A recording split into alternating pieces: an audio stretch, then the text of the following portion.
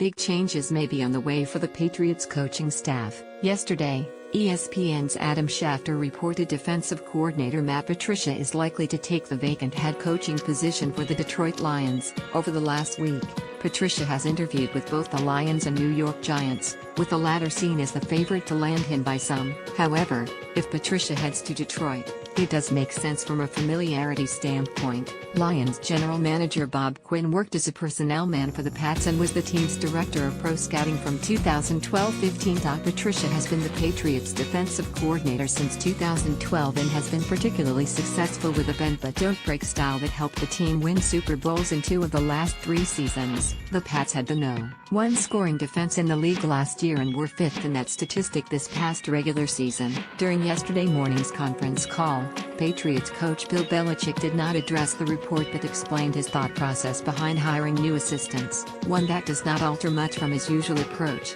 "There's no set model. The only thing that's consistent for me is doing what's best for the football team," Belichick said. "I mean, I know that's hard for some people to understand why I would think like that, but that's the only way I can really put it into any kind of context. What other agenda is there? What other reason is there really for making any personnel decision? I don't know."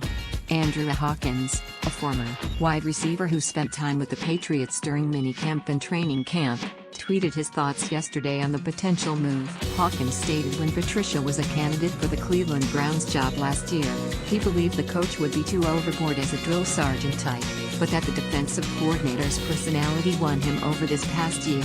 Source: Dable back and Flynn. Other coaching carousel moves. Buffalo Bills coach Sean McDermott announced the hiring of former Patriots assistant Brian Dable as his offensive coordinator.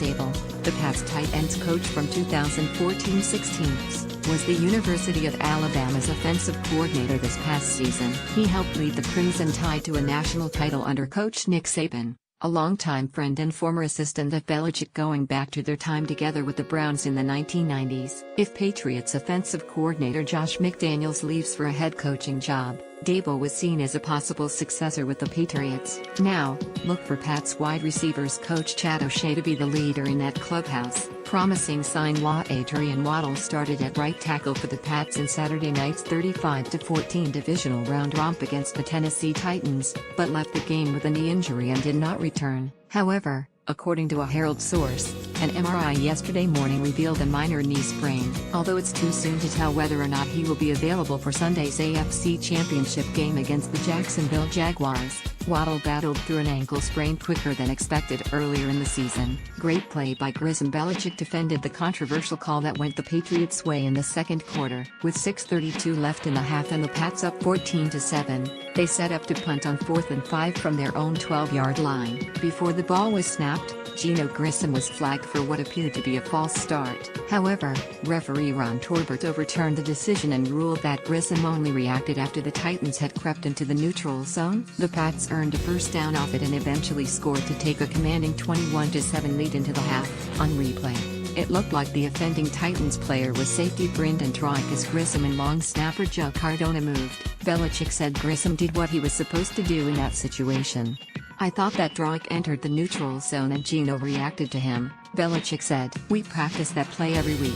If it's that kind of situation, 4th and less than 5, if the player enters the neutral zone then we want to react to it and force the penalty and not allow them to get back and reset and not have the opportunity for it.